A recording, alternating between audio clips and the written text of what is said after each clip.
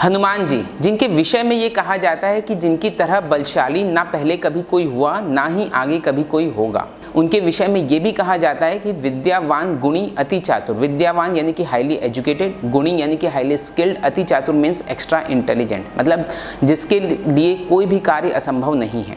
पर क्या आप ये जानते हैं हनुमान के भगवान बनने की कहानी या फिर हनुमान के हनुमान बनने की कहानी? एक बहुत ही इंटरेस्टिंग एनालिसिस मैंने आज से काफ़ी साल पहले पढ़ी थी, जिसने मुझे मेरी लाइफ में बहुत ज़्यादा इंस्पायर किया है। मैं आज आप सबके साथ उसको शेयर करना चाहूँगा। रामायण का एक छोटा सा किस्सा है। किष्किंधा कांड के एंड में आप ये इस चीज़ को आप देख सकते हैं।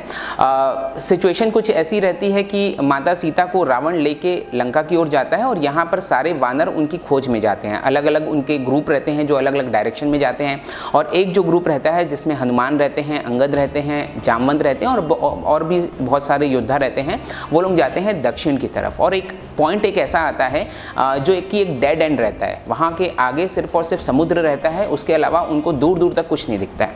अचानक उनकी नज़र जाती है एक गिद्ध पे जिसका नाम रहता है संपाति, जो कि जटायु का भाई रहता है, और वो उनकी हेल्प करता है। और वो बताता है कि मैं यहाँ से देख सकता हूँ, क्योंकि गिद्धों की आंखें बहुत स्ट्रांग रहती है, वो बोलता है मैं यहाँ से देख सकता हूँ कि इस समुद्र के उस पार लंका में माता सीता बैठी है अशोक वाटिका में।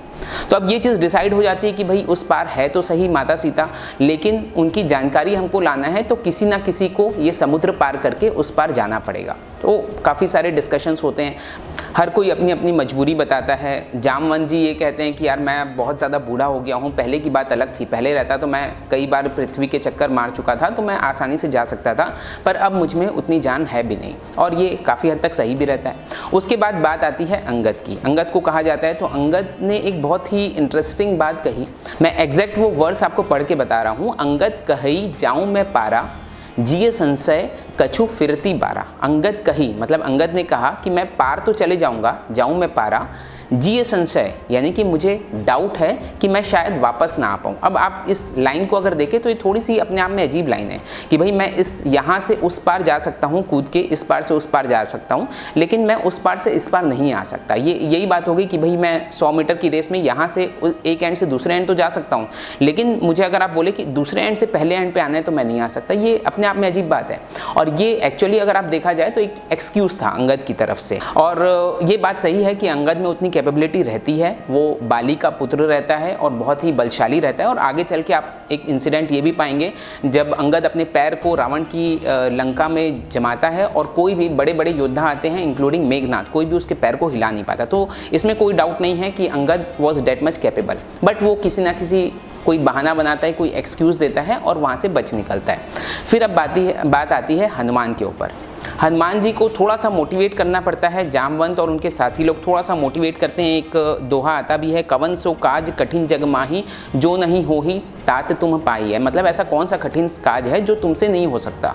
इस तरह से मोटिवेट किया जाता है हनुमान जी को, और फाइनली हनुमान जी एग्री हो जाते हैं कि वो समुद्र के उस पार जाएंगे।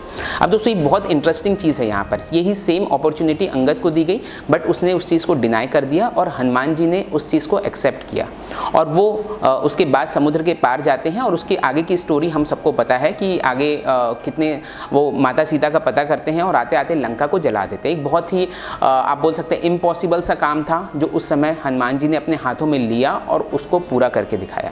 और अगर आप इसके पहले अगर आप रामायण पढ़े तो कोई भी ऐसा इंसिडेंट हनुमान जी का नहीं आता है जिसमें कोई उन्होंने बहुत ही ज़्यादा इम्पॉसिबल सा कोई काम किया हो। ये पहली बार था जब उन्होंने एक बहुत ही बड़ा टास्क उन्होंने अचीव किया था। और ये चीज़ हमने भी देखी है कि भाई कोई अगर काम बहुत अच्छा करता है तो आगे फिर जितने भी चैलेंजिंग टास्क आते हैं सबसे पहले उसी को दिए जाते हैं। आपने कॉर्पोरेट में भी देखा होगा, कोई एक अच्छा एम्प्लॉई अगर है जो अच्छा बड़ा काम जिसने कर लिया तो आगे जितने भी चैलेंजेस आते हैं सबसे पहले उसको कहा जाता है। और सेम चीज़ आगे चल के हुई कि जब भी ज़रूरत पड़ी, जब भी ऐसा लगा कि भाई हम बहुत ज़्यादा मुश्किल में हैं, तब फिर हनुमान जी को याद किया गया। जब अही रावण ने राम लक्ष्मण को लेके गया तब सबने यही एक ही चीज़ पूछी कि हनुमान कहाँ है, हनुमान को बुलाओ। जब नागपाश में राम लक्ष्मण बंध गए तब फिर हनुमान जी ने ही गरुड़ को लेके आए। और सबसे बड़ी चीज़ हुई जब लक्ष्मण जब मूर्छित हुआ, उस समय हनुमान ने जड़ी बूटी लाके उसकी जान बचाई। तो इस तरह से कई सारे आप देखेंगे उसके आगे, एक बार क्योंकि उनका कॉन्फिडेंस वहाँ पर बिल्ड हुआ कि भाई मैं एक इम्पॉसिबल टास्क कर सकता हूँ तो बाकी के भी कर सकता हूँ। तो हर चीज़ में उनको अपॉर्चुनिटी दी गई और हर अपॉर्चुनिटी को उन्होंने एक्सेप्ट किया, हर चैलेंज को उन्होंने एक्सेप्ट किया और उस चीज़ को उन्होंने करके दिखाया। और तभी से फिर ये कहने लगे कि भाई हनुमान जी के लिए कोई भी चीज़ असंभव नहीं है। अब आप थोड़ा सा मैं आपको बैक लेके जाता हूँ और फिर से हम देखते हैं कि अगर यही चीज़ जो अपॉर्चुनिटी पहले उस समय अंगद को मिली थी, अगर वो एक्सेप्ट कर लिया होता तो आगे हर जगह अंगद का रोल आता।